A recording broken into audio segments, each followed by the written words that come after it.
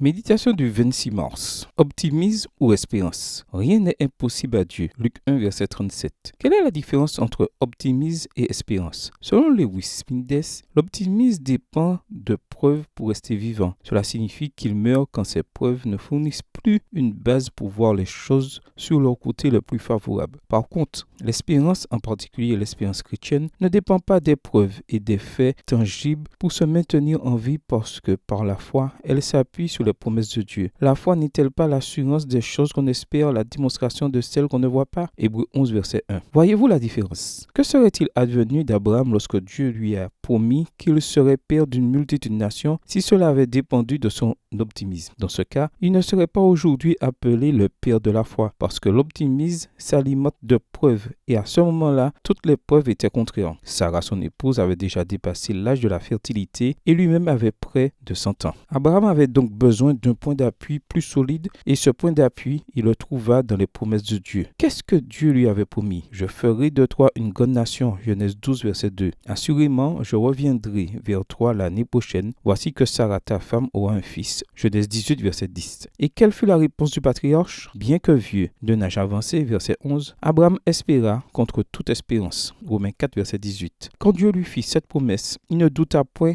par incrédulité, mais fortifié par la foi, il donna gloire à Dieu, pleinement convaincu de ceci. Ce que Dieu a promis, il a aussi la puissance de l'accomplir. Les versets 20 et 21. Le résultat fut précisément au moment annoncé la naissance du Fils promis. Et vous, passez-vous aujourd'hui même par une situation très difficile? Si difficile qu'on pourrait dire qu'il faudrait un miracle de Dieu pour la résoudre? Si c'est votre cas, alors plus qu'à alimenter votre optimisme, je vous encourage à espérer en Dieu, à mettre votre espérance dans les promesses de sa parole et à espérer que, si c'est sa volonté, il fasse un miracle. Ce que Dieu a fait pour Abraham et Sarah ne fut-il pas un miracle? Alors, pourquoi ne pourrait-il pas faire un miracle aussi pour vous? Prière. À quoi bon me désoler? À quoi bon me plaindre de mon sort? Mieux vaut espérer en Dieu et le louer à nouveau, lui mon sauveur et mon Dieu. Amen. Psaume 42, verset 6. Bible en français courant. Bonne journée à vous et que le Seigneur vous bénisse.